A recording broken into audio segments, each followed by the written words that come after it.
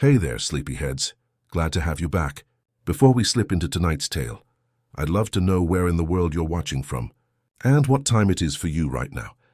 The day had been ordinary in the way that makes a heart feel held, wrapped in the familiar rhythms that had become Rick's truest companions, over 47 years of living above his workshop on Maple Street.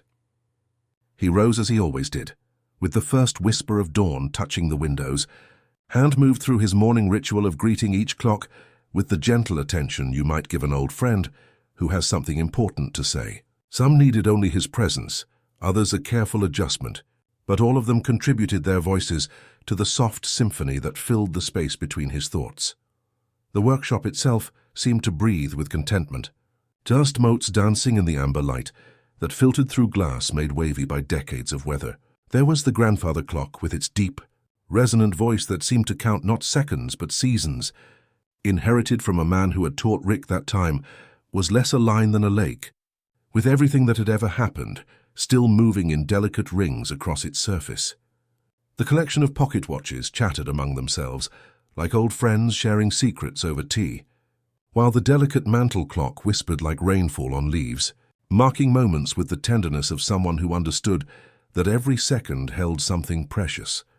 Rick had never meant to become a keeper of time.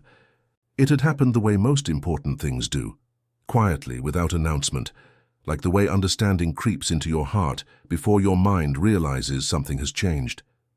He had inherited more than just the workshop from his grandfather. He had inherited the peculiar notion that clocks were vessels holding the breath of moments, the heartbeat of hours that mattered, and that fixing them required not just skill, but the kind of listening that happens with your whole being. As the afternoon light began its slow dance toward evening, painting the workshop in shades of honey and gold, Rick was adjusting the pendulum on a small anniversary clock, one that had belonged to a couple celebrating 50 years together, when something caught his eye. In the corner behind his cabinet of delicate tools, where shadows usually gathered in comfortable darkness, something was reflecting light in a way that didn't quite make sense. Not the sharp brightness of polished metal, but something softer, more like moonlight on still water, moving closer with the unhurried pace of a man who had long since made peace with the unexpected. Rick discovered what appeared to be an old mirror, though he couldn't remember placing it there. The frame was simple wood, worn smooth by countless hands, and as he approached he could feel a faint vibration under his fingertips, not unlike the tremor of a finely tuned spring. It seemed to hum with the same frequency as his most beloved timepiece, the regulator his grandfather had made by hand, the one that somehow always knew when Rick needed comfort, and would chime softly. Just once, like a gentle hand on his shoulder, he lifted the mirror carefully, expecting to see his familiar reflection, the weathered face of a man who had spent his life bent over tiny mechanisms, whose hands were stained with oil, and whose eyes held the patient wisdom of someone who understood that the most important repairs happened slowly, with care, with love. For a moment, that's exactly what he saw. Then, like the pressure change before rain, something shifted. His reflection blinked in a way he had not. The man in the glass wore the same cardigan, the same silvered stubble, yet his hands were dusted white with flour. There was a smudge on his cheek as clean as laughter, and behind him, behind this other version of himself, were shelves of loaves cooling in easy rows. The scent came to Rick as surely as if a door had opened, warm crust, sugar, a hint of cinnamon braided with air. This other Rick placed a hand to his chest in a baker's salute, then faded like someone backing away across a meadow. Rick stayed very still, allowing the clocks around him to continue their gentle conversations while he absorbed what he had seen. He tilted the mirror a fraction, and the glass darkened before rearranging itself into a small garden at dusk, all tender leaves and modest blossoms. Another version of himself knelt with his knees in black soil, nails half-mooned with earth whispering to seedlings as though to children new to the world. A lamplight swayed somewhere out of view, and the scene carried the promise of rain kept, of patience rewarded with growth. It should have frightened him, he supposed. It didn't. It felt like a letter delivered late, yet still addressed in a hand he knew. These weren't strangers looking back at him, but aspects of himself he had carried quietly all these years, the part that had once dreamed of feeding people with fresh bread, the part that understood the secret language of growing things. the part that had chosen this path of mending time, but had never quite forgotten the others. "What are you?" he asked softly, though he understood the answer would not arrive in words. The mirror did not answer in language, but instead changed its tempo, humming with a note he recognized more with his skin than with his ears. It was the same frequency as his grandfather's regulator, and suddenly Rick understood that this wasn't magic or mystery, but something far more intimate. This was remembering. A thought appeared in him, steady and kind. This is not a trick. This is the quiet truth that every heart carries, all the lives we contain, all the possibilities we hold, all the selves that live within us like gentle songs waiting to be acknowledged. His father's words returned to him, about time being a lake where everything that had ever happened still moved in delicate rings. Now he could feel it, not as poetry but as the quiet truth of a heart that had learned to listen. As evening settled over the workshop with its familiar tenderness, Rick made the mirror a place in his world. He cleared a space on the low table, moved the ledgers to the floor and leaned the glass where it could see what it needed. The clocks around him seemed to approve, adjusting their rhythms slightly to create a softer harmony that felt like a lullaby designed for moments of gentle revelation. He didn't try to make meaning of everything at once. Meaning, he had learned, arrives like dew when the air is right. Instead, he let the mirror breathe, let the many versions of himself walk their small evenings without judgment. He watched one stack cooling wrecks with more grace than he had ever given himself credit for, watched another tie back tomato vines with a tenderness that made his own hands ache to hold something living and growing. Outside, the world continued its evening ritual, lights appearing in windows, families gathering around dinner tables, children being tucked into beds with stories and kisses. Inside the workshop, surrounded by the gentle tick of time itself, Rick sat with the quiet knowledge that something beautiful was beginning, something that would teach him about the infinite symphony of what it means to be human, to contain multitudes, to hold all possibilities with the same gentle care he gave his most delicate timepieces. The lamp burned low, casting soft circles of light that the mirror accepted and returned twice as gentle. The regulator kept the shop's heartbeat steady, and in that rhythm, Rick could almost hear the whisper of all the lives he contained, all the love he had carried, all the wisdom that comes from understanding that every moment holds not just what is, but what could be, what has been, and what will always remain in the quiet chambers of a heart that has learned to listen. As he prepared to leave the room to the clocks and their whispering counsel, one last image rose in the glass like a moon through thin cloud, a younger version of himself in the same workshop, his head bent over a music box's stubborn spring, a small girl beside him watching with her chin in her hands, her trust quiet and complete. The young Rick looked up at her and said something he could not hear, but he recognized the shape of care on his own mouth, recognized the gratitude in the girl's eyes, the rare kind, the kind you keep. He turned down the lamp, leaving only a soft halo around the mirror, and stepped into the hall carrying nothing in his hands and something new in his heart. The door closed behind him with the sound of a page turning itself, and somewhere in the gentle darkness, time continued its patient work of holding all possibilities in its tender, endless embrace. Sleep came to Rick that night like a gentle tide, carrying with it dreams of ticking that sounded almost like lullabies, and the lingering warmth of recognition, the way you feel when someone calls your name with perfect kindness. He woke to morning mist, pressing soft fingers against the workshop windows. The world outside blurred into something that felt more like memory than morning, and as he moved through his quiet rituals of coffee and careful attention to each clock's greeting, he found himself drawn downstairs with the unhurried anticipation of someone who knows something beautiful is waiting. The mirror sat exactly where he had left it, reflecting nothing more than the gentle light filtering through pearl-gray air. But as Rick approached with his steaming cup, he noticed something that made him pause with the particular stillness that comes before wonder. There, scattered across his workbench like gifts left by thoughtful visitors, were 3 more mirrors. They were smaller than the first, each no larger than a dinner plate, their frames worn smooth by hands he could almost feel, wood polished by decades of gentle use, glass that held light the way water holds moonbeams. He set down his coffee and approached the nearest one with the same careful attention he gave his most delicate timepieces.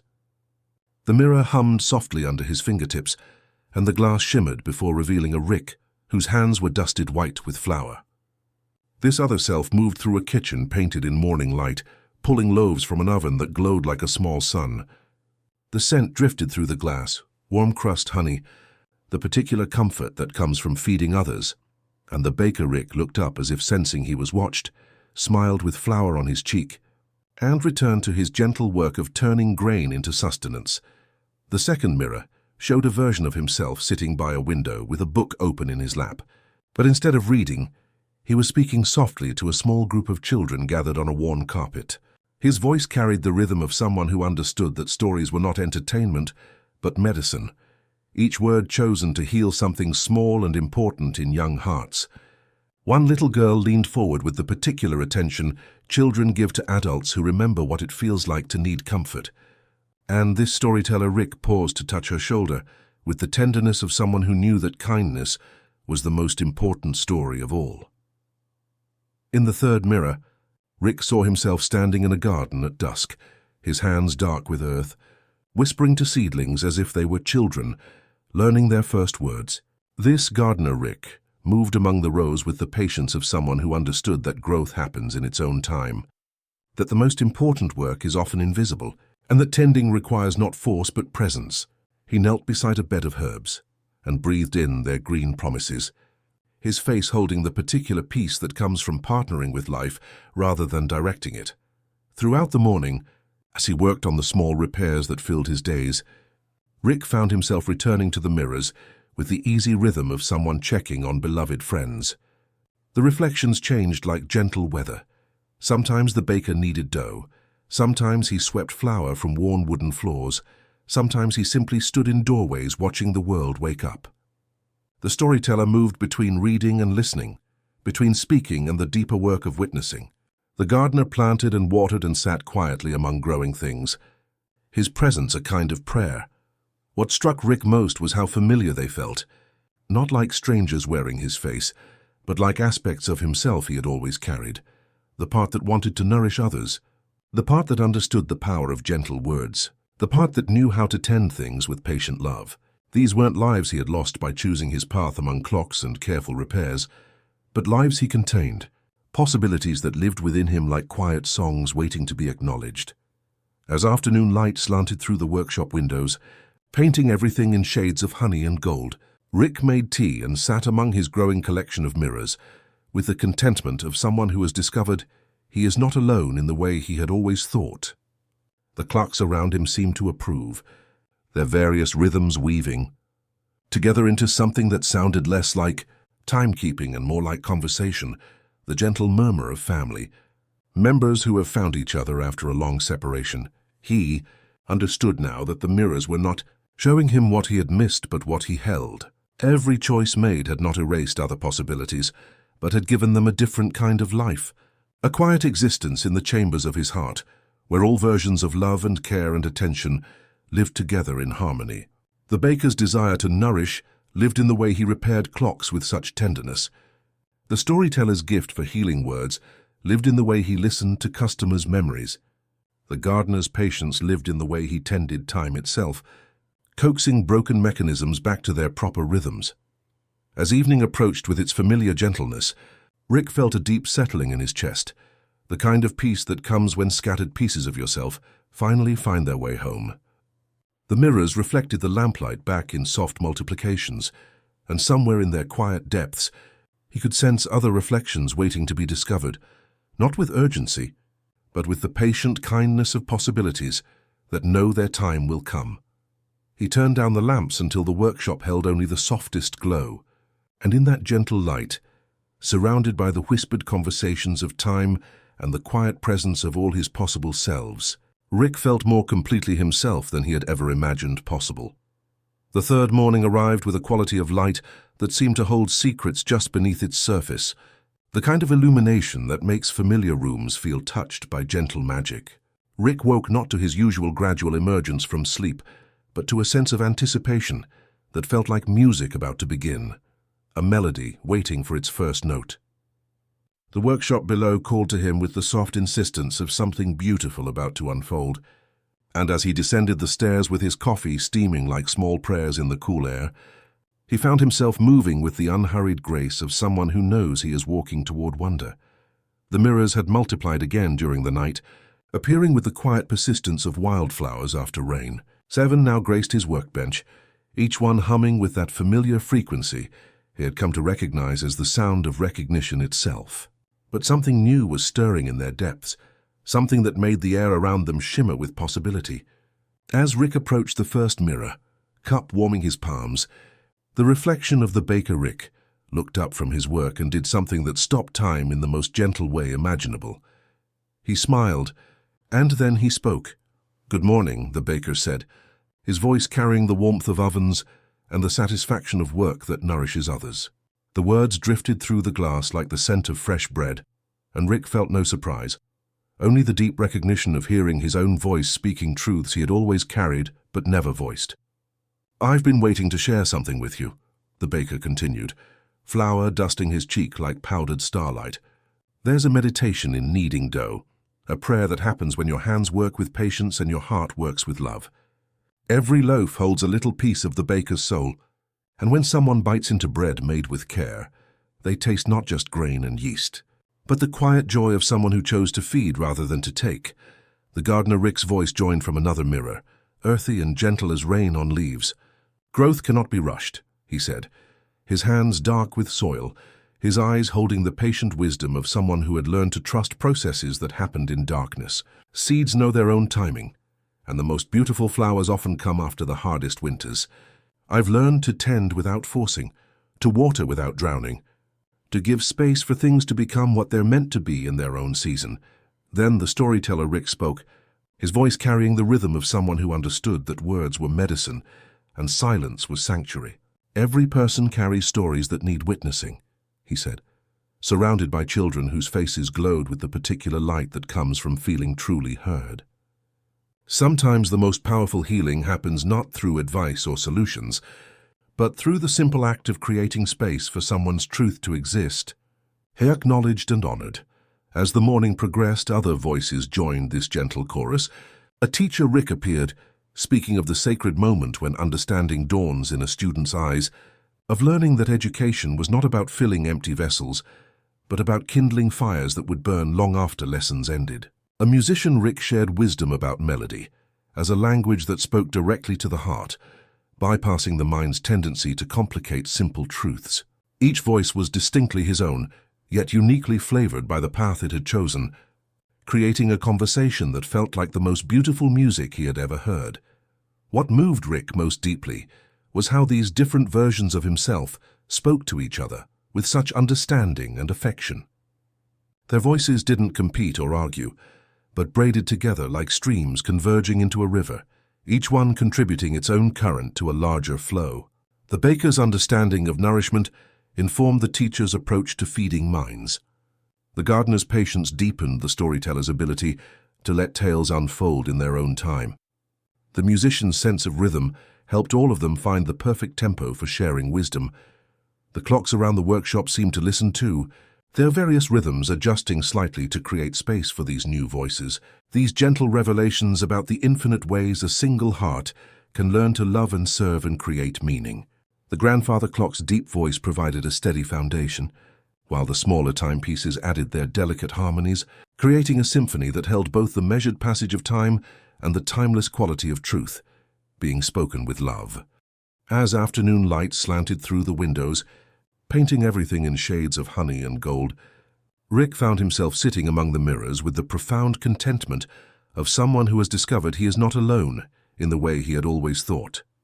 These weren't separate lives he had missed by choosing his path among clocks and careful repairs, but aspects of himself that had always lived within him like quiet songs waiting to be acknowledged. Every act of tenderness he had shown to a broken timepiece carried the baker's desire to nourish. Every patient hour spent listening to a customer's memories held the storyteller's gift for witnessing. Every gentle adjustment of a stubborn spring contained the gardener's understanding of growth in its own season. The workshop filled with the soft harmony of voices that were all his own, yet each distinct.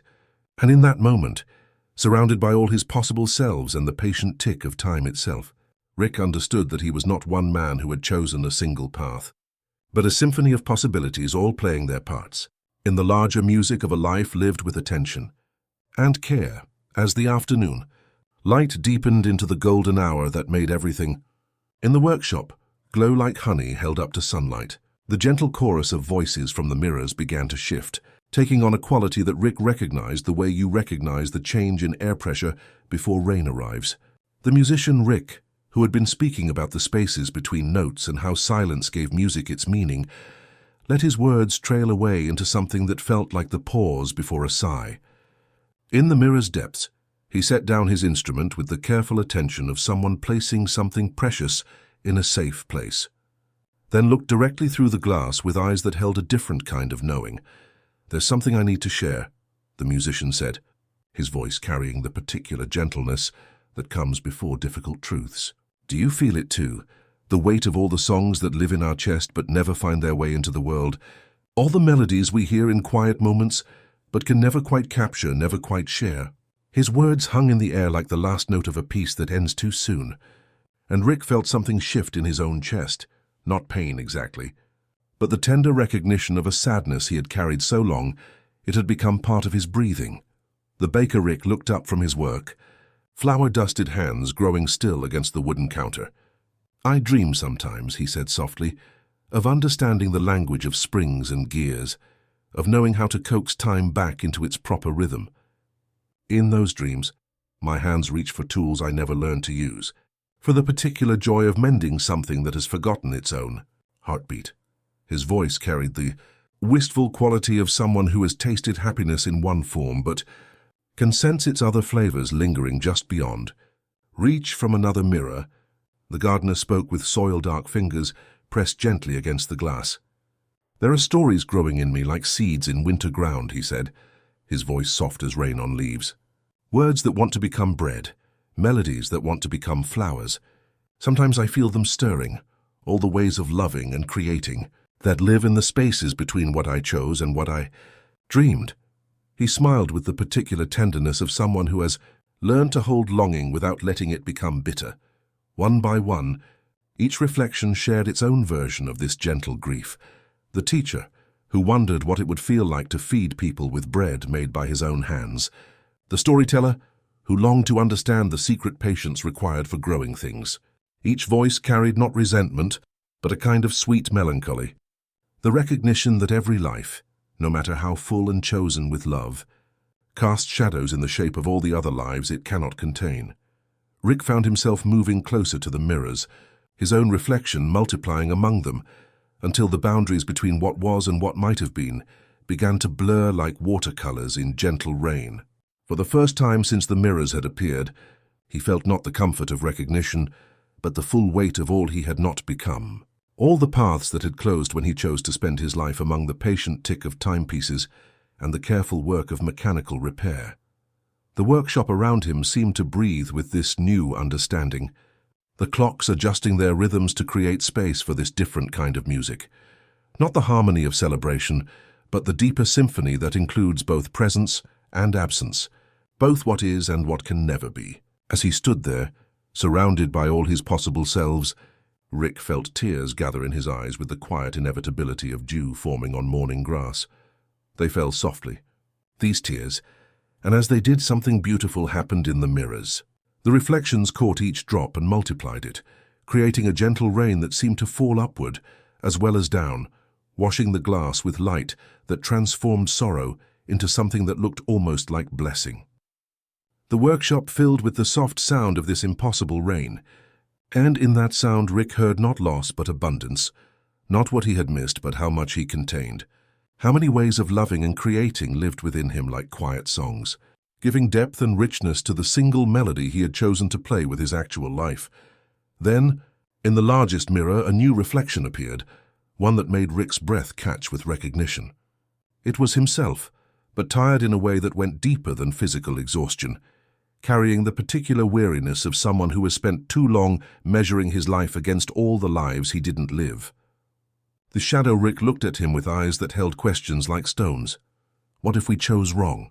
The tired reflection asked, not with anger but with the quiet desperation of someone who has carried doubt too long. What if all these other selves, all these other ways of being, what if they were the real life and this one we're living is just the shadow? Rick felt his grandfather's presence then, as clearly as if the old man had stepped into the room. He remembered hands gentle with oil and thyme, a voice that carried the wisdom of someone who had learned to listen to what was broken and what was simply wound too tight. "Every choice creates both loss and beauty," Rick said softly, the words arriving from some deep place he hadn't known he carried. "We did what we knew how to do, and when we knew better, we tried again." The shadow Rick studied him with the intensity of someone measuring the weight of an answer against the weight of a lifetime's questions. Then slowly, some small tension in his shoulders began to release. "I'm so tired," he admitted, his voice barely above a whisper. "I know," Rick replied, and in those two words was all the compassion he had ever learned to give broken things. "Rest with me." As if his words had been a gentle hand on a fevered brow, the shadow Rick's posture softened, his weariness transforming from burden into the kind of tiredness that comes after honest work, after carrying something heavy for a long time, and finally being allowed to set it down. Around them, the other reflections nodded with the quiet understanding of people who had witnessed something important and true. The musician lifted his instrument again, but this time when he played, the melody seemed to hold all the unplayed songs within its simple progression, each note made richer by the silence that surrounded it. The baker returned to his work with renewed purpose, kneading dough with the same careful attention Rick gave to delicate mechanisms, understanding now that every act of nourishment carries echoes of all the other ways we might choose to care. As evening settled over the workshop with its familiar gentleness, Rick felt something new taking root in his understanding, not the absence of what he had not become, but the presence of all he contained. The mirrors reflected the lamplight back in soft multiplications, and in their gentle glow, he could see not separate lives competing for his attention, but threads woven into a single, intricate tapestry that was his own being. The clocks around him resumed their patient conversations, but now their various rhythms seemed to acknowledge both time's passage and time's endless capacity to hold all possibilities with equal tenderness. In that harmony, surrounded by all his reflected selves and the soft sound of impossible rain still falling in the mirrors, Rick understood that the gentle ache of unlived lives was not a wound, but a deepening, a way for his heart to expand and hold even more of the vast, tender mystery of what it means to be human. He closed his eyes and felt himself settling into a peace that was richer for having acknowledged the full scope of what life could be. Grateful not just for the path he had chosen, but for his infinite capacity to contain multitudes, to hold all possibilities with the same gentle care he gave his most delicate timepieces. Morning arrived as if poured gently from a pitcher of light, the world outside Rick's window quiet and newly washed, the air in the workshop carrying a hush that felt like the soft breath after a heartfelt song. Rick woke with a slow stretch and a gentle fullness in his chest. Last night's rain of tears had not washed anything away, but had settled him more deeply into himself. The ache of unlived lives softened into a tenderness that glowed rather than stung. The familiar scent of wood, brass, and clock oil rose to greet him. Each smell, each texture, now seemed to hold a secret note of gratitude, as if the room itself had learned to breathe with greater patience. Moving through the pale hush of dawn, Rick performed his rituals not as tasks to be completed, but as small ceremonies honoring the multitudes within him. He tied on his old flour-dusted apron, feeling the baker's warmth in the knot. With a fingertip, he traced a crescent of flour on his wrist, smiling at the memory of dough rising in a sunlit kitchen. He watered the thyme and basil on the sill, pressing his thumb into the soil until it remembered all the seasons it had tended. Each movement became an invitation for his other selves to join him, not as ghosts behind glass, but as true companions, their presence felt in the quiet way a room fills with sunlight. The mirrors, once bright with possibility and mystery, now stood in the workshop like still, deep pools. They did not speak in words, but radiated a warmth, a shared understanding, a silent song. Rick set his palm against the largest frame, feeling the hum beneath his skin match the slow, steady rhythm of his own pulse. No faces looked back this morning. Instead, he sensed the company of the baker in the way he wiped crumbs from the workbench, the gardener in his patience with a stubborn spring, the storyteller in the attentive silence he offered to the room. He brewed a pot of tea, the kettle's sigh blending with the low harmonious ticking of the clocks. Each clock, from the grandest to the smallest, seemed to find a common rhythm, no longer separate voices but a gentle choir breathing in time with Rick's own heart. As he poured his tea, he cut a simple sandwich, cheese, tomato, a basil leaf, and placed half on a plate beside the largest mirror. It was not a ritual to coax magic, but a wordless act of hospitality, a way of saying, "I see you, you belong here." As the light shifted from gold to honey and finally to the deepening blue of afternoon, Rick listened. The clock's voices, once a lively conversation, now wove together in a subtle, soothing melody.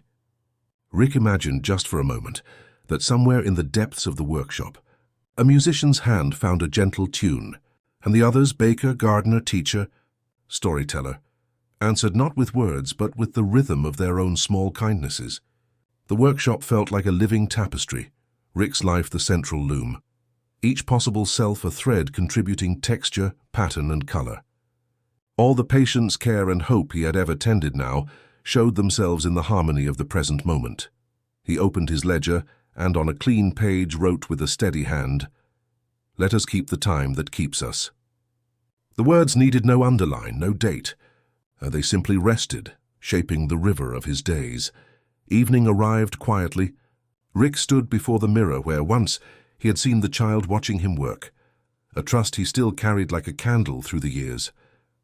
Now the glass reflected only his own face, softened by the echo of every kindness he had ever given or received. He promised in a voice barely above a whisper to keep listening, to the clocks, to the people who brought them, to the silent rooms within himself where ancient, unsung songs waited to be heard. Night gathered at the windows, gentle and familiar, and the mirrors shone with a faint sheen. Present like distant stars, Rick turned out the lamps one by one. The regulator offered its single, steady chime, and as he stood in the doorway, he understood that the harmony he heard was not an accident, but a welcome. The workshop, his heart, and all his possible selves breathing together in peace, ready for rest. The morning after his deep settling arrived with a different quality of light, not the gentle gold he had grown accustomed to, but something more tentative, as if the sun itself was approaching with careful steps.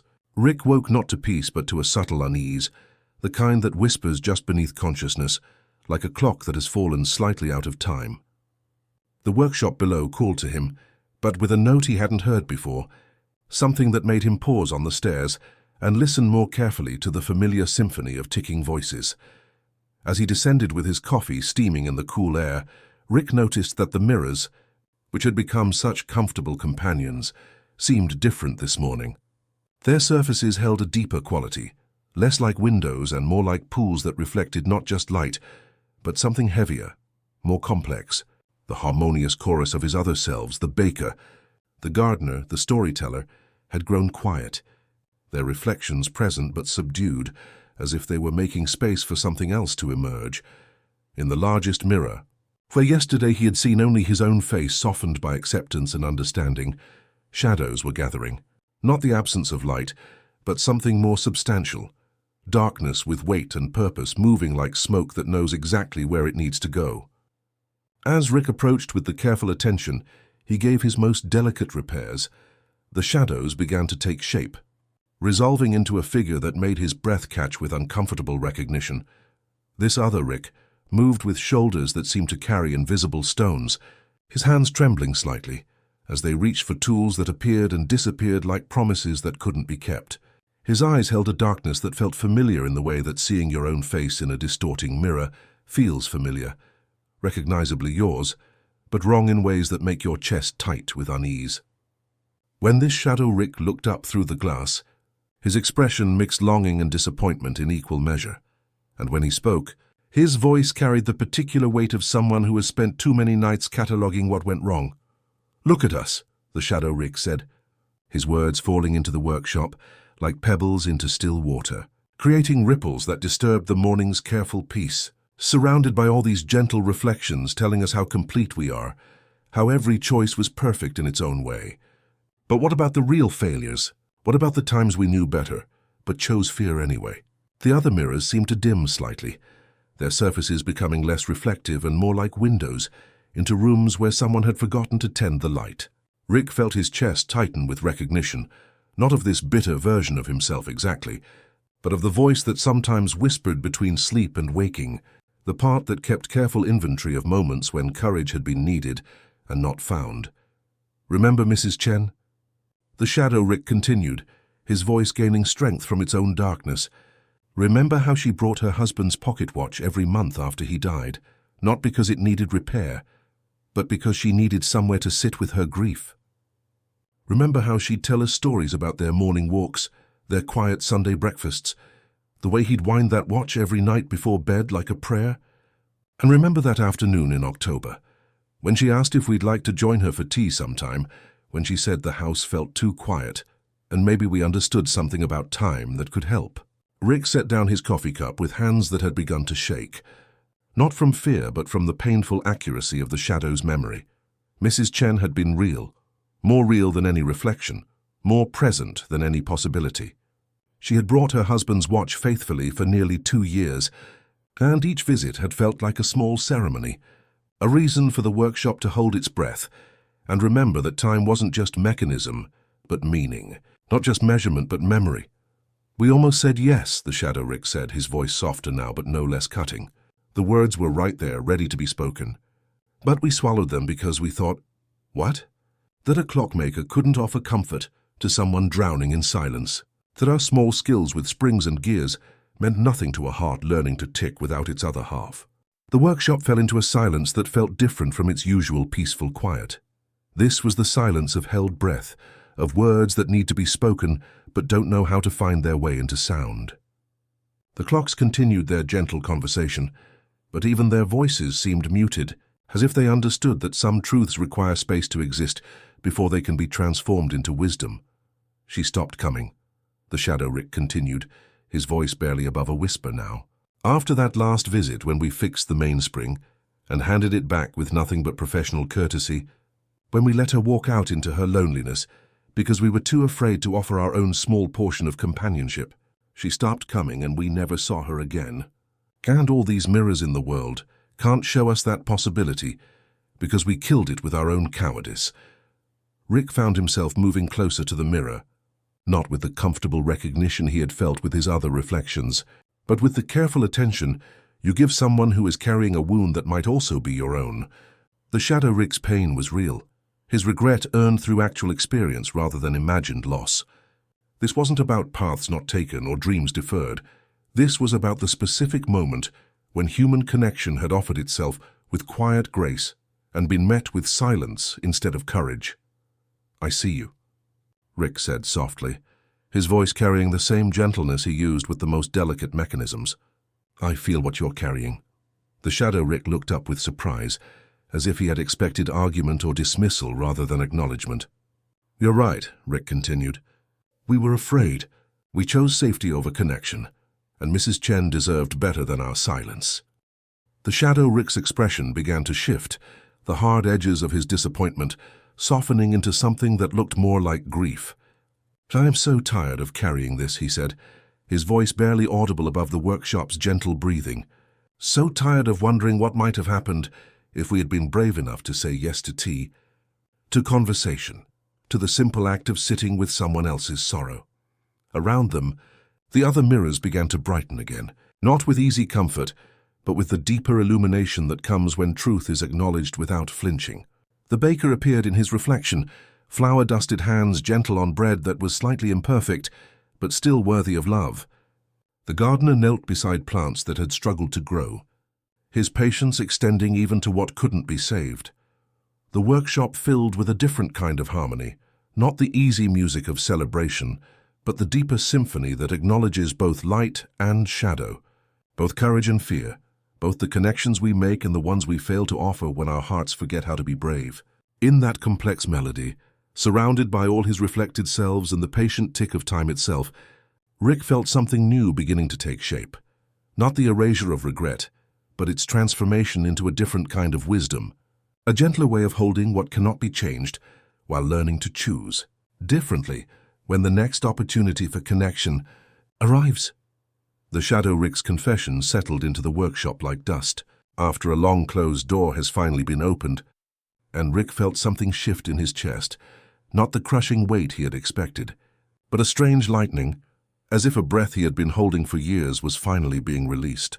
He pulled his grandfather's old stool closer to the mirror and sat with the careful attention of someone preparing to tend a wound that had been hidden too long, understanding that healing required not force but presence, not answers but acknowledgement.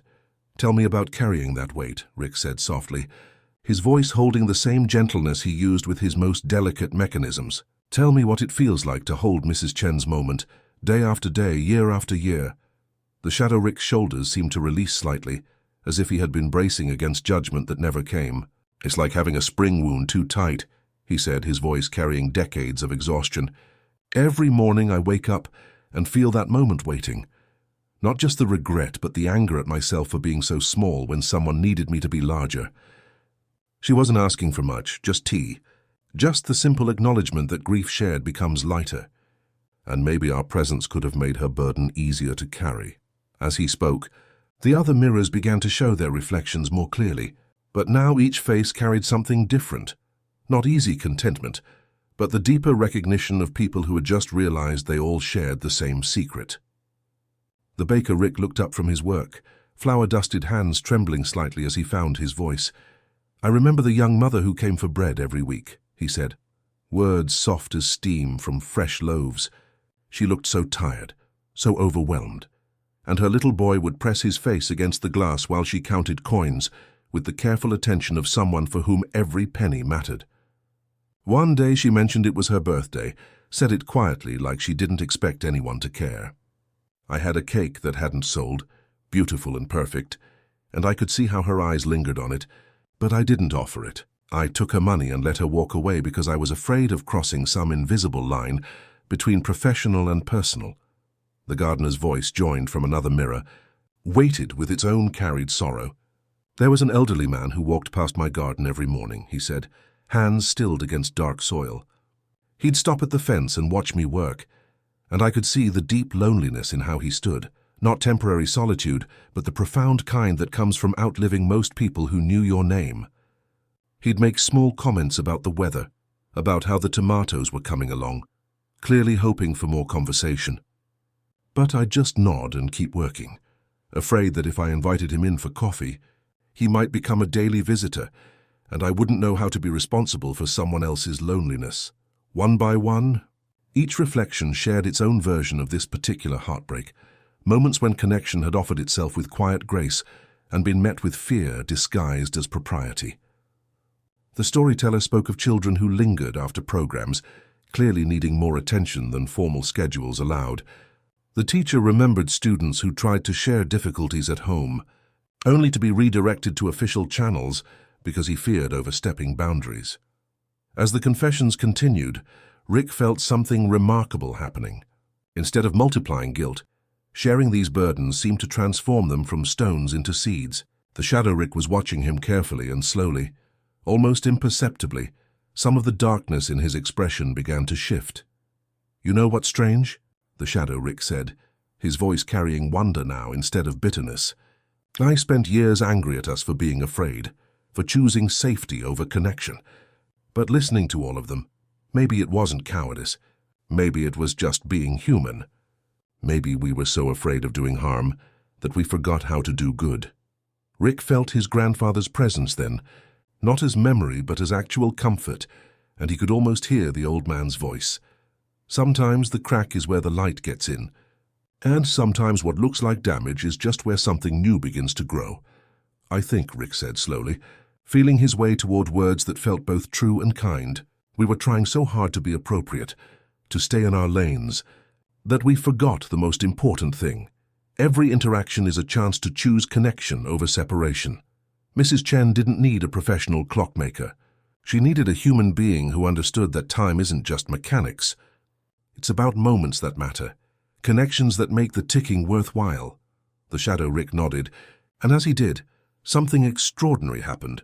The darkness surrounding him didn't disappear, but began to transform, becoming not absence of light, but the rich darkness of soil, the deep shadow that makes bright things brighter by contrast. "So what do we do with this knowing?" he asked, curiosity replacing despair. "We practice," Rick said, the words arriving from deep certainty. "We practice being brave enough to say yes to tea, to conversation, to witnessing someone else's humanity." He rose from the stool and moved to his desk, pulling out paper and pen. "And we start with what we can still touch." His hand moved steadily across the page. "Dear Mrs. Chen, I often think of our conversations about time and memory.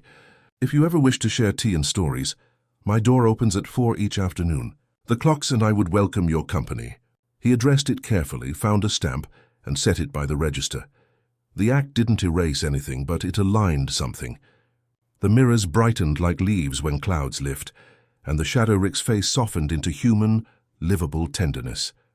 Around them, the clocks resumed their gentle conversation, but now their rhythms acknowledged both time's passage and its capacity to hold space for healing, for the slow work of learning to choose love over fear.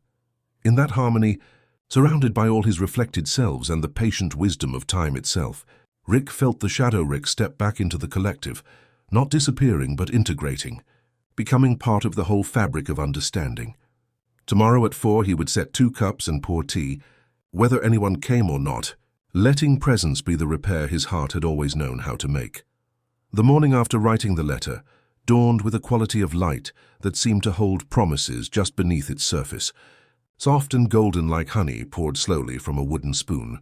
Rick moved through his familiar rituals with a different kind of attention, each gesture carrying the weight of someone who has made a choice that aligns the heart with its deepest intentions. The letter sat by the register like a small prayer made visible, and every time his eyes found it, he felt not anxiety but a gentle settling. The way dust finds its place after a long closed door has finally been opened. As the day progressed toward 4 o'clock, the mirrors began to show something new.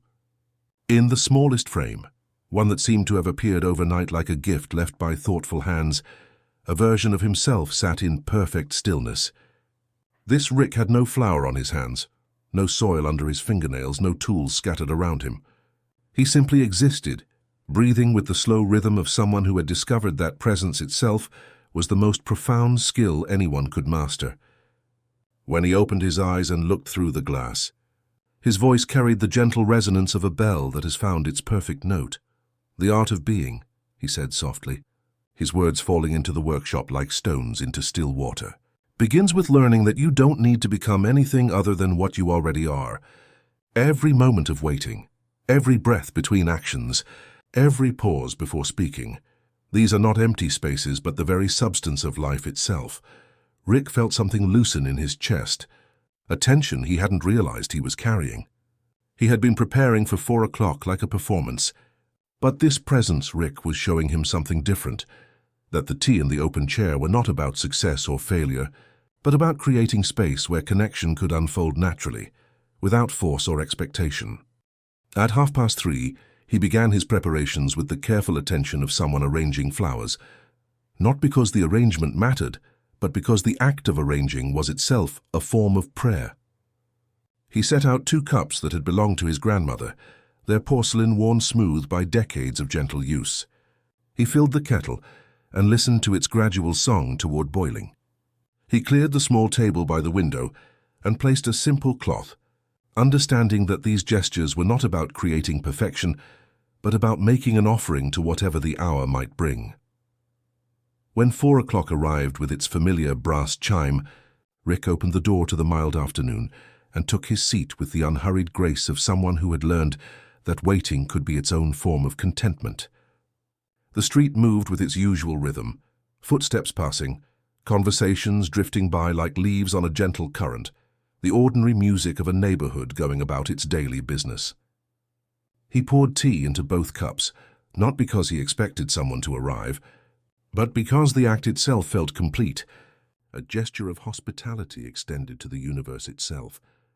At 4:20, the door chimed with its familiar voice, and a woman entered, carrying a small traveling clock wrapped carefully in a faded blue scarf. She was perhaps 60, with silver hair that caught the afternoon light, and eyes that held the particular weariness of someone who has been carrying something heavy for too long.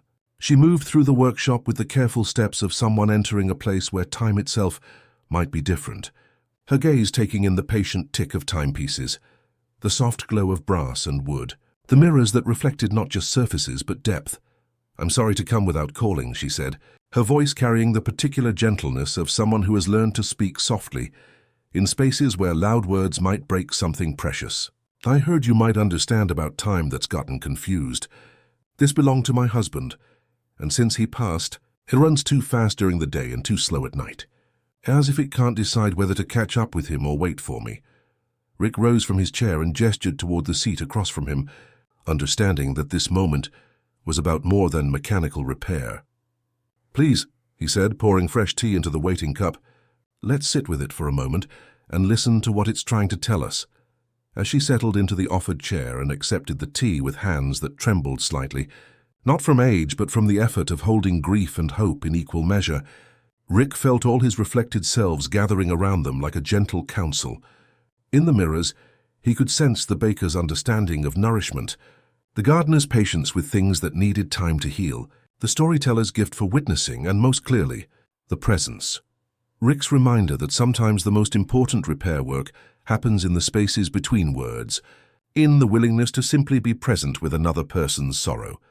The woman's name was Eleanor, and as she unwrapped the traveling clock, with the tenderness reserved for objects that have absorbed years of love, her story began to unfold like a melody that had been waiting for someone patient enough to listen. The clock had traveled with them for 40 years of marriage, keeping time through moves and vacations, anniversaries and ordinary Tuesdays, until the morning after the funeral, when it began its strange dance with time, as if it too was struggling to find its rhythm in a world suddenly changed.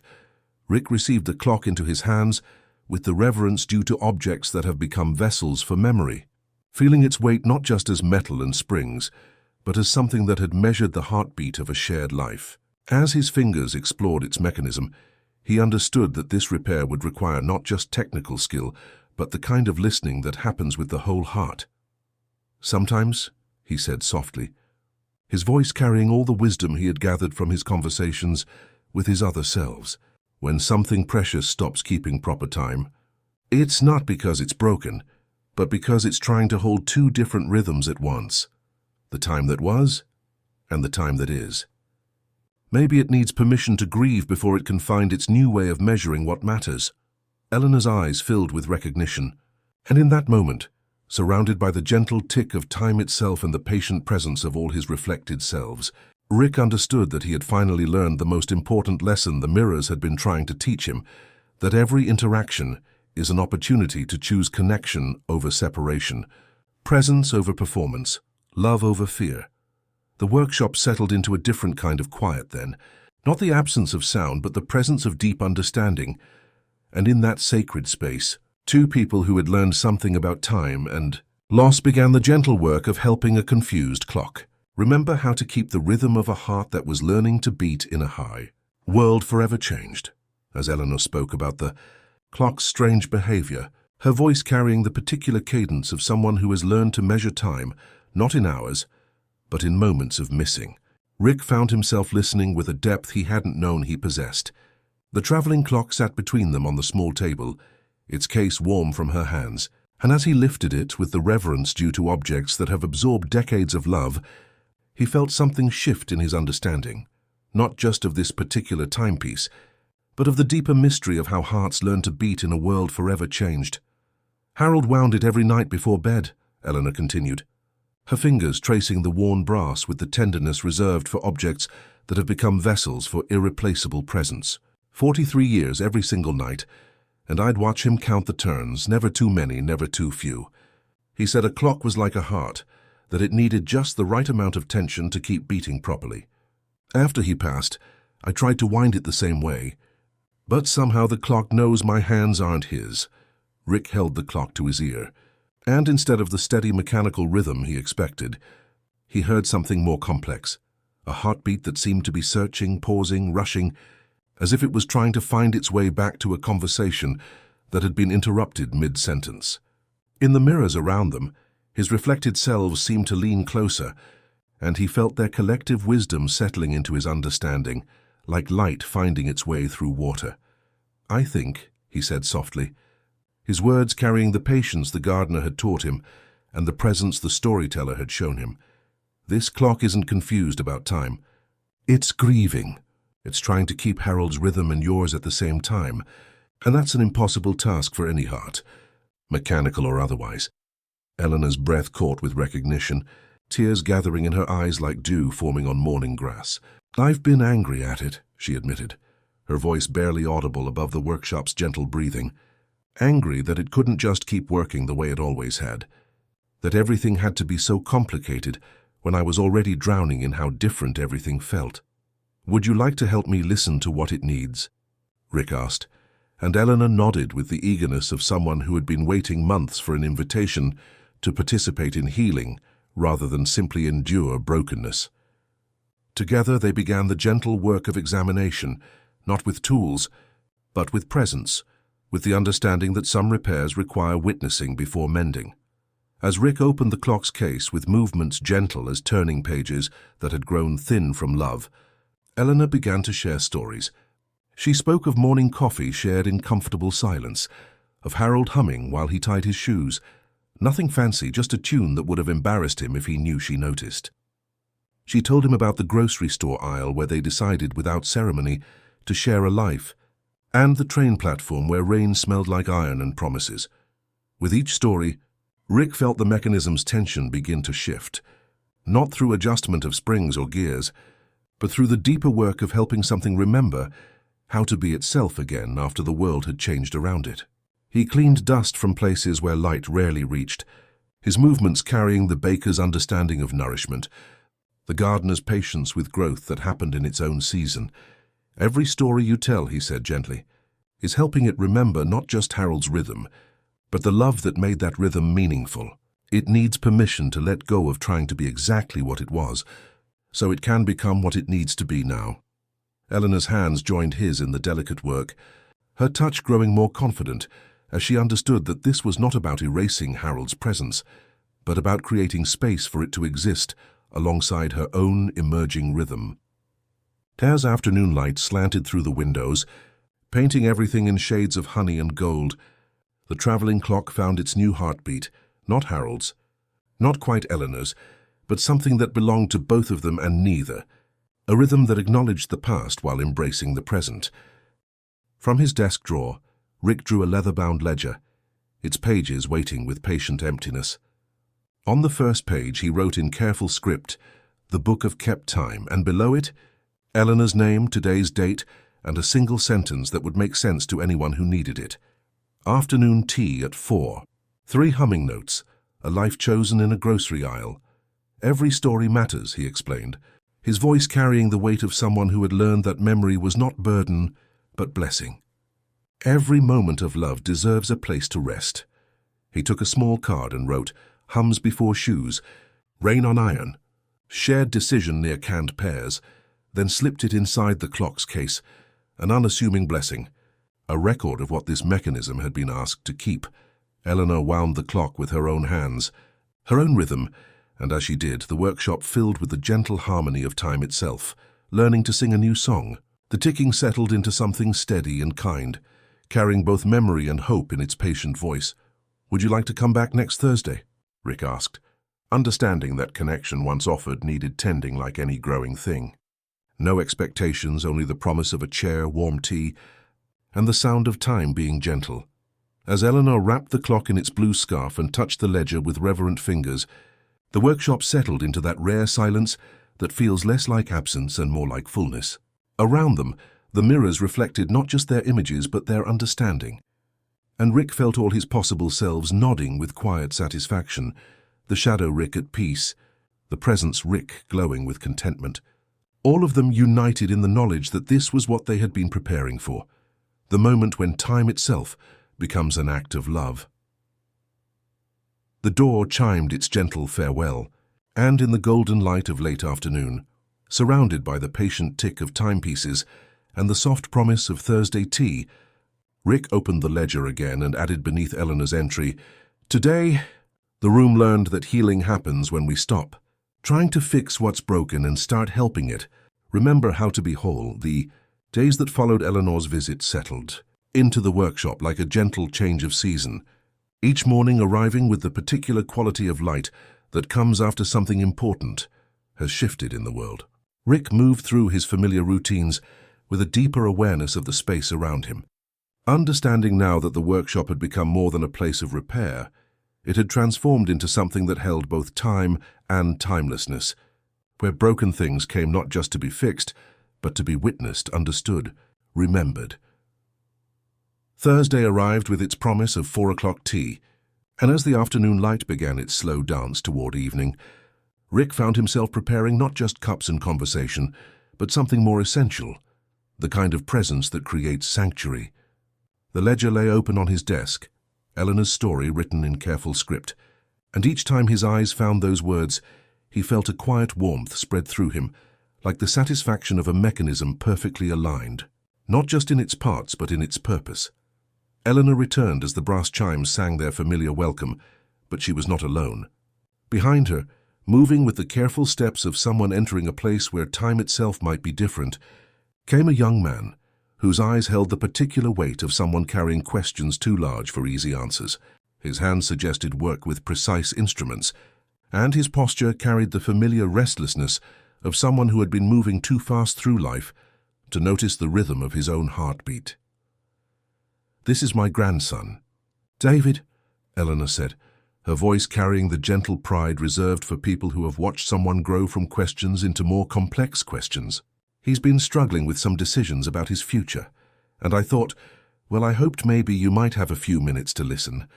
Sometimes the wisdom that helps broken clocks can help other kinds of confusion too." David shifted slightly, not with discomfort, but with the particular energy of someone whose internal rhythm was running too fast, like a clock wound too tight. "I don't want to intrude," he said, his voice carrying the courtesy of someone who had been taught good manners, but not yet learned the deeper art of receiving kindness. "Grandmother said you understand about time getting confused, and I guess that's what's happening to me. Everything feels urgent, but nothing feels important." Rick poured a third cup of tea with the unhurried grace of someone who had learned that every gesture could be an offering of peace. In the mirrors around them, he could sense his various selves gathering. The teacher who understood about different kinds of learning, the gardener who knew about growth that happened in its own season, the presence Rick who had learned that being was more important than becoming. "Please," Rick said, gesturing toward the chairs arranged in a small circle by the window. "Confusion about time is one of the most common ailments I see. Sometimes the cure isn't about finding the right speed, but about learning to listen to what your own rhythm is trying to tell you." As they settled into conversation, David began to share his story with the particular intensity of someone who had been carrying weight alone for too long. He spoke of college degrees that felt like doors to rooms he didn't want to enter, of career paths that seemed to lead everywhere and nowhere, of the crushing pressure to choose a single direction when his heart seemed to contain multitudes. "My parents keep asking about 5-year plans," David said, his hands moving restlessly like the mechanism of Eleanor's confused clock had once done. "My friends all seem to know exactly where they're going, what they want to achieve, how to measure success. But when I try to imagine myself in 5 years, all I see is fog.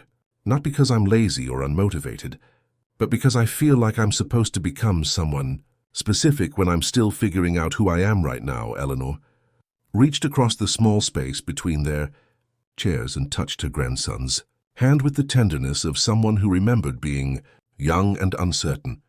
Rick felt the ancient wisdom of his mirror selves settling into his understanding, and when he spoke, his voice carried the patience the gardener had taught him and the presence the storyteller had shown him. "There's mechanical time," he said gently, "which measures minutes and hours and years. But there's also organic time, which measures growth and understanding and the slow work of becoming. You're trying to live by mechanical time when your heart is operating on organic time. And that's like trying to force a flower to bloom by pulling on its petals." David's restless movement began to still, and something in his expression started to shift. Not the dramatic change that comes from sudden revelation, but the subtler transformation that happens when someone realizes they have permission to stop forcing and start listening. "What if," Rick continued, his words carrying the weight of someone who had learned to trust the process of unfolding, "instead of trying to plan the next 5 years, you spent the next 5 minutes listening to what brings you alive right now? Not what should bring you alive, Not what would make other people proud, but what actually makes your heart beat with recognition and joy. Around them, the workshop settled into that particular quality of silence that feels less like absence and more like presence. And David's voice, when it came, carried the wonder of someone discovering something that had been there all along. I think I've been so afraid of choosing wrong that I forgot to notice what feels right. I've been trying to solve my life like a puzzle when maybe it's more like learning to dance, less about getting to a destination, and more about finding the rhythm that lets me move with grace. Eleanor smiled with the particular satisfaction of someone who has witnessed a moment of understanding, and in the golden light of late afternoon, surrounded by the patient tick of timepieces and the gentle presence of all possibilities held in loving attention, Rick felt something complete itself, not the ending of a story, but the recognition that every conversation, every moment of genuine connection, was both conclusion and beginning, both answer and invitation to deeper questions.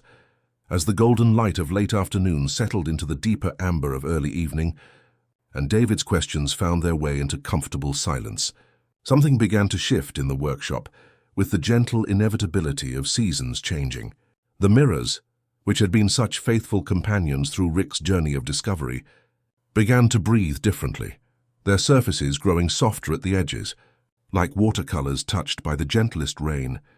Eleanor noticed it first, her eyes catching the subtle change as she watched her grandson trace the brass fittings of a small carriage clock with newfound patience.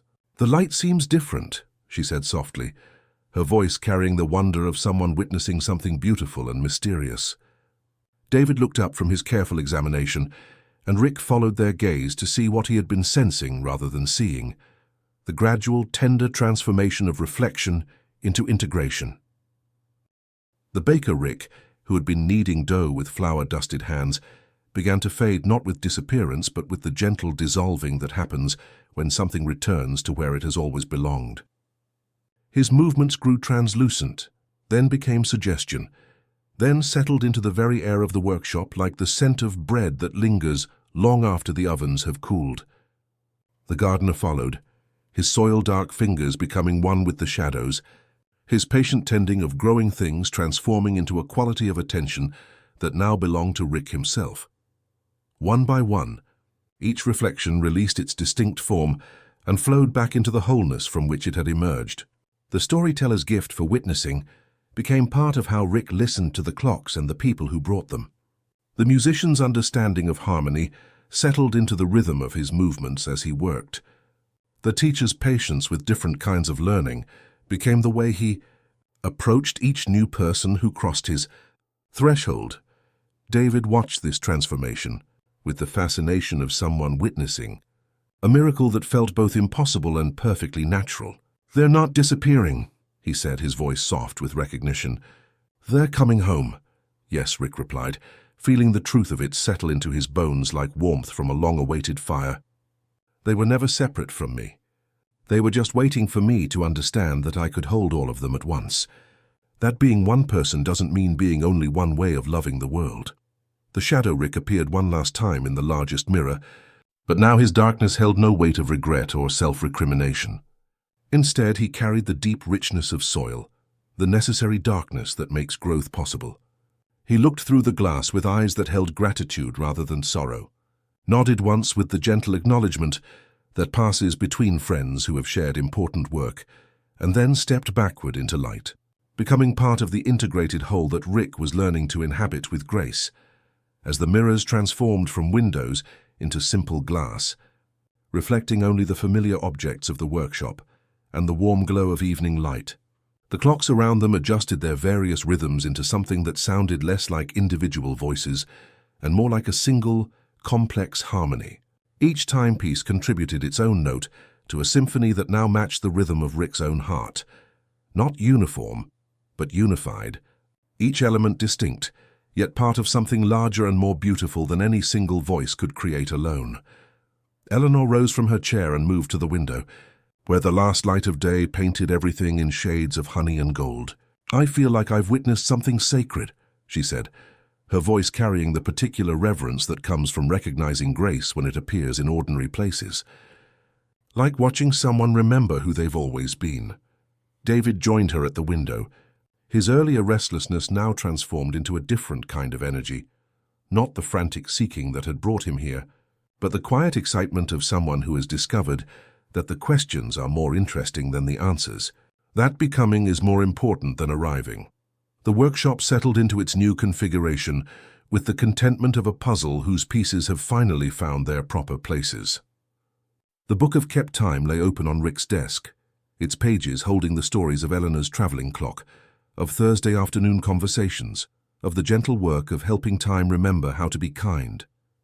Future pages waited with patient emptiness, ready to receive whatever stories the coming days might bring.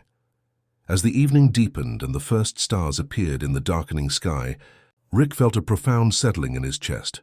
Not the settling of resignation, but the deeper peace that comes when scattered parts of yourself finally find their way home. He was still the clockmaker, who had inherited his grandfather's workshop and his grandfather's understanding that time was less about measurement than about meaning. But now he was also the baker who knew how to nourish, the gardener who understood patience, the storyteller who could witness, the teacher who could guide, the musician who could find harmony, and yes, even the shadow who had learned to transform regret into wisdom. The clocks ticked their gentle agreement, and in their patient voices, Rick could hear the whisper of all the conversations yet to come, all the broken things waiting to be mended, all the hearts learning to beat in rhythm with a world that was always, somehow exactly as it needed to be. Outside, the world continued its evening ritual of settling into rest, and inside the workshop, surrounded by the soft harmony of integrated time, Rick prepared to close another day, knowing that tomorrow would bring its own opportunities for connection, its own chances to choose love over fear, presence over performance, the gentle courage of saying yes to whatever needed tending. The weeks that followed the mirror's gentle homecoming moved with the unhurried grace of seasons changing, each day bringing its own small revelations about what it meant to live as an integrated whole. Rick found himself moving through his familiar routines with a different quality of attention, as if he had been seeing the workshop through a single window and suddenly discovered the room had windows on all sides, each one offering its own perspective on the same essential light. The 4 o'clock tea had become a quiet institution, drawing people who seemed to sense in the way that hearts recognize sanctuary, that something different was available here. Eleanor continued her Thursday visits, sometimes accompanied by David, whose earlier restlessness had settled into the focused wonder of someone who had learned to trust his own rhythm. They came with their timepieces and their stories, and Rick received them all with the same gentle attention. The baker's understanding of nourishment woven seamlessly with the gardener's patience, the storyteller's gift for witnessing integrated with the teacher's wisdom about different kinds of learning. On a Tuesday afternoon, touched with the particular softness that comes before important arrivals, the door chimed its familiar welcome, and a young woman entered carrying something wrapped in tissue paper that had been folded and refolded with the care reserved for objects that hold irreplaceable presence. She moved through the workshop with the careful steps of someone entering a place where broken things might be understood, rather than simply fixed, her eyes taking in the patient tick of timepieces, the mirrors that now reflected simple surfaces, but somehow still seemed to hold depth. "I heard from Eleanor that you might understand about time that's gotten confused," she said, her voice carrying the particular gentleness of someone who has learned to speak softly around wounded things. "This belonged to my grandmother, and since she passed, it plays differently, not broken exactly, but changed, as if grief has gotten into the mechanism and rearranged something essential. Her name was Maya, and as she unwrapped a delicate music box painted with faded roses, her story began to unfold like a melody that had been waiting for someone patient enough to hear its full progression. The music box had been her grandmother's most treasured possession, playing a waltz that had become the soundtrack to bedtime stories, to quiet moments of connection, to the ordinary magic of love passing between generations. After she died, Maya continued, her fingers tracing the delicate painted flowers with the tenderness reserved for objects that have absorbed years of love. I couldn't bear to hear that waltz. It felt like the music was mocking me, playing the same sweet notes while my world had become something completely different. But then last week I wound it up, and instead of the familiar melody, it played something else, not random notes, but a different tune entirely. something that seemed to hold both sadness and hope. Rick received the music box into his hands with the reverence due to objects that have become vessels for love and memory, feeling its weight not just as wood and metal, but as something that had been asked to hold more than any mechanism should be expected to carry. As he lifted the lid and listened to the melody that emerged, he understood that this was not malfunction but transformation. The music box had learned to sing a different song because the heart that wound it had changed, and beloved things, when they are tended with enough love, sometimes learn to match the rhythm of the grief and healing that surrounds them. The melody that played was indeed different from what Maya expected, but it carried something essential from the original waltz, a phrase here, a harmonic progression there, like a conversation between what was and what had become necessary. It was more complex now, holding both joy and sorrow in the same small space, the way hearts learn to do when they have no choice but to expand. "This isn't broken," Rick said softly, his voice carrying all the integrated wisdom of his various selves. "This is adaptation. The music box is doing what you needed it to do before you knew you needed it. It's learning to play the song of a heart that has been changed by love and loss. That needs different music for the different world you're living in now." Maya's breath caught with recognition, tears gathering in her eyes like dew forming on morning grass. "I've been angry at it," she admitted, her voice barely audible above the workshop's gentle breathing. "Angry that it couldn't just keep playing grandmother's waltz. Angry that everything had to change when I was already drowning in how different everything felt." "Would you like to learn this new song together?" Rick asked, understanding that some repairs required not restoration but acceptance, not fixing but witnessing. Together they listened as the music box played its transformed melody, and as the afternoon light slanted through the windows, Maya began to hear something she hadn't noticed before. Woven through the changed tune were echoes of the original waltz, fragments of her grandmother's song now transformed into something that could accompany her through her grief, while still honoring what had been. "It's not playing the wrong song," she said with wonder, her voice carrying the recognition that comes when understanding arrives like light after darkness. "It's playing both songs at once, the one that was and the one that needs to be now. It's playing the song of love that changes form but never disappears." In the book of Kept Time, Rick wrote with careful script, "Tuesday afternoon, a music box that learned to hold two melodies in one small space. A granddaughter discovering that love transforms but endures." As Maya wound the mechanism with her own hands, accepting its new rhythm, the workshop filled with the understanding that some of the most important repairs happen not when we fix what's broken, but when we learn to love what has been transformed by necessity into something we didn't expect but somehow needed all along. The music box settled into its new song with the contentment of something that has finally been heard correctly, and in that moment, surrounded by the patient tick of time itself and the gentle presence of all possibilities held in loving attention, Rick felt the deep satisfaction that comes from witnessing healing happen through acceptance, through embracing what has become necessary and beautiful in its own unexpected way. The weeks following Maya's music box revelation flowed through the workshop with the gentle persistence of a stream finding its natural course, each day bringing small confirmations that something important had taken root in the space between the ticking clocks and the patient chairs arranged by the window. The 4 o'clock tea had evolved from Eleanor's solitary Thursday visits into something that felt less like appointment and more like homecoming, drawing people who seemed to sense, in the way that hearts recognize sanctuary. That time itself was understood differently here.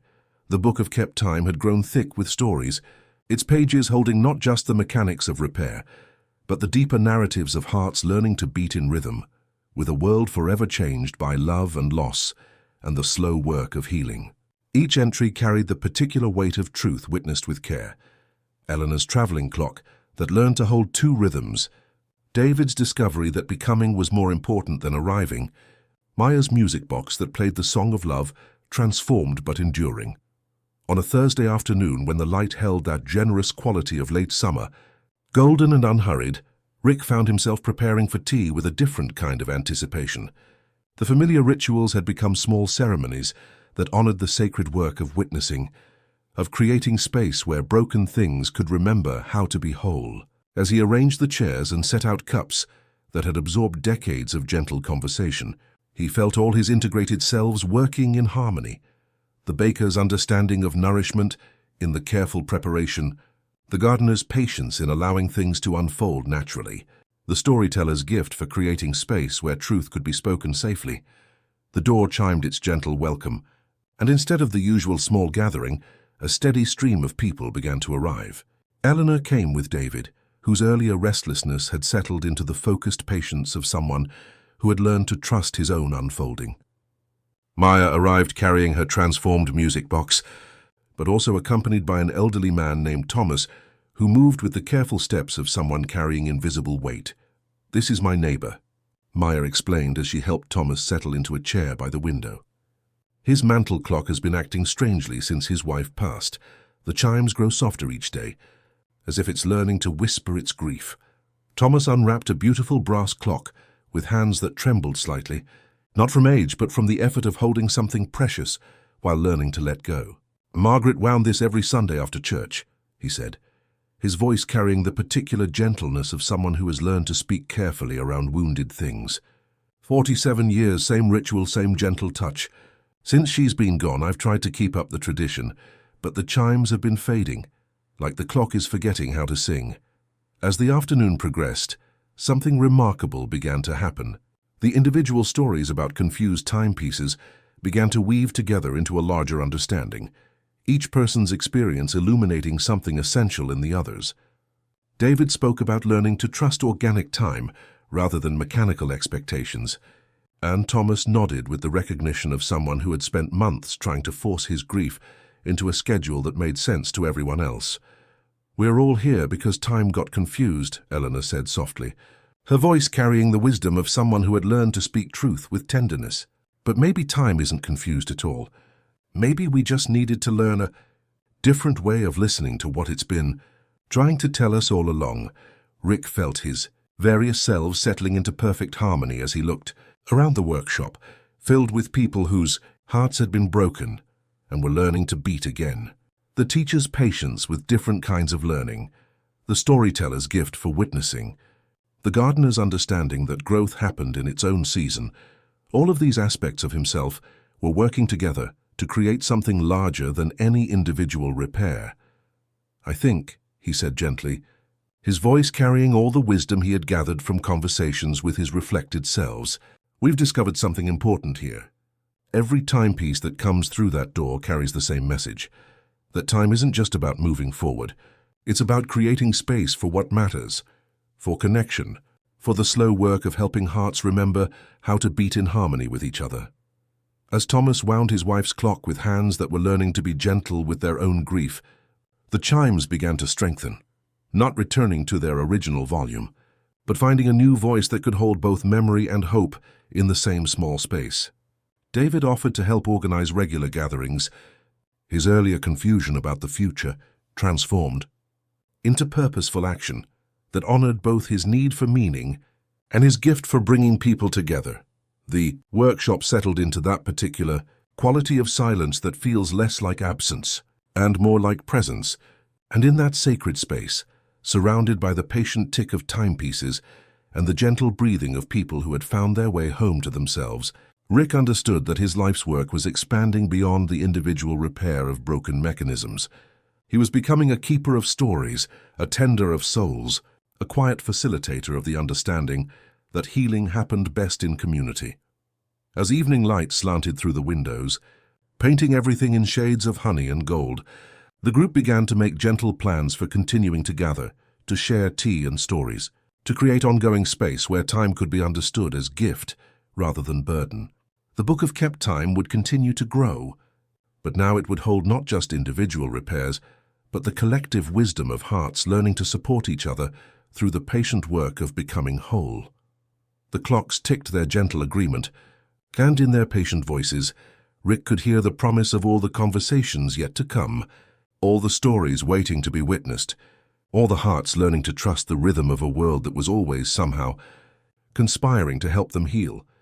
The seasons turned with the gentle persistence of a clock's pendulum, each week bringing subtle changes that felt both natural and profound, like the way a garden transforms not through sudden drama, but through the patient accumulation of small growth. The Thursday gatherings had evolved from Eleanor's solitary visits into something that resembled less a scheduled appointment and more a family dinner where stories were the main course, served with the understanding that every narrative shared was both gift and medicine for hearts learning to heal. The workshop itself had begun to breathe differently, as if the walls had absorbed not just the tick of timepieces, but the deeper rhythm of human connection. Chairs arranged themselves in a circle that seemed to expand naturally as new faces appeared, people drawn not by advertisement or recommendation, but by the mysterious way wounded hearts recognize sanctuary. The Book of Kept Time had grown thick with entries, its pages holding not just mechanical repairs, but the more delicate work of souls learning to trust their own rhythm again. David had become Rick's unofficial apprentice, not in the formal sense of contracts and training programs, but in the organic way that wisdom passes between generations, when both teacher and student understand that learning happens through presence rather than instruction.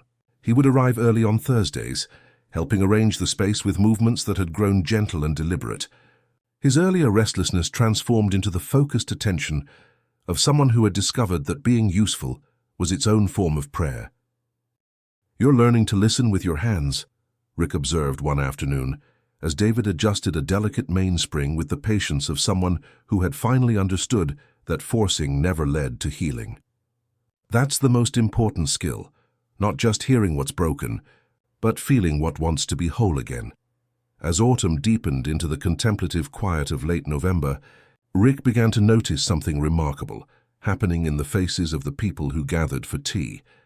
Eleanor's eyes, once clouded with the confusion of grief, now held a clarity that seemed to illuminate the room. When new visitors arrived carrying their own confused timepieces and wounded hearts, she would offer them the same gentle presence that had once been offered to her, creating space where their stories could unfold without judgment or urgency. Maya had become a keeper of transformed melodies, her music box serving as a gentle teacher for others struggling to accept how love changes form but never disappears. She would wind it during particularly difficult conversations, letting its blended song remind everyone present that beauty could emerge from the marriage of what was and what had become necessary. Thomas, whose mantel clock now chimed with full voice, had discovered a gift for sitting with other people's silence, understanding that sometimes the most profound healing happened in the spaces between words. His presence carried the hard-won wisdom of someone who had learned that grief shared becomes lighter. That community could hold what individual hearts found too heavy to carry. Alone, Rick watched these transformations with the quiet satisfaction of a gardener who had planted seeds, without knowing exactly what would grow, only to discover that each person who found healing in the workshop had become a living reflection of the integration he had discovered within himself.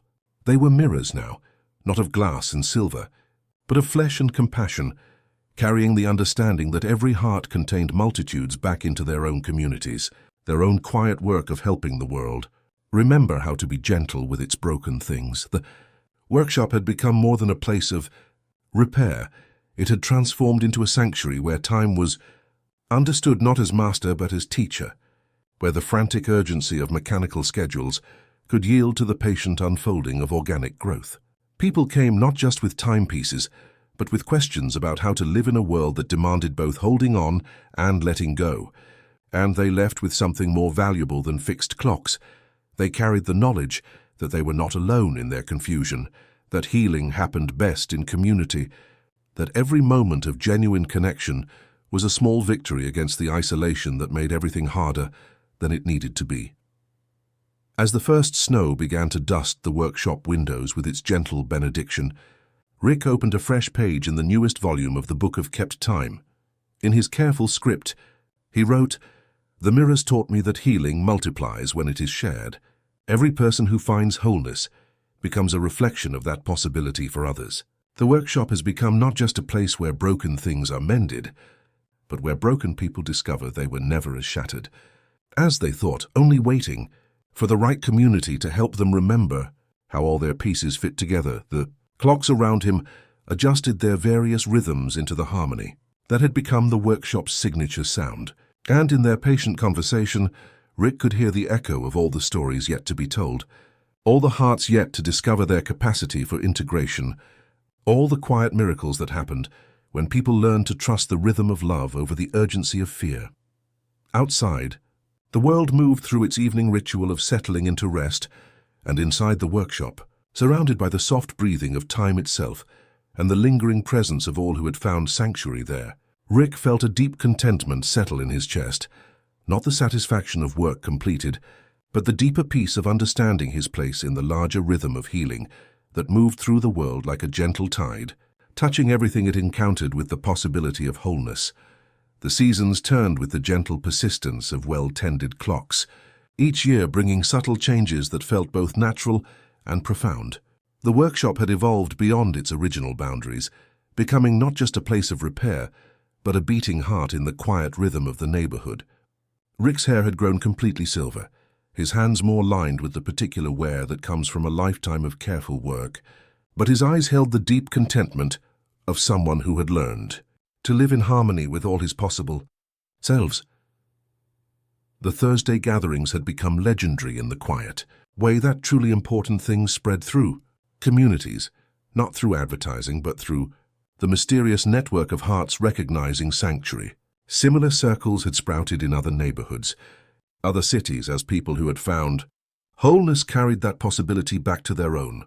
Communities like seeds that knew exactly where they needed to take root.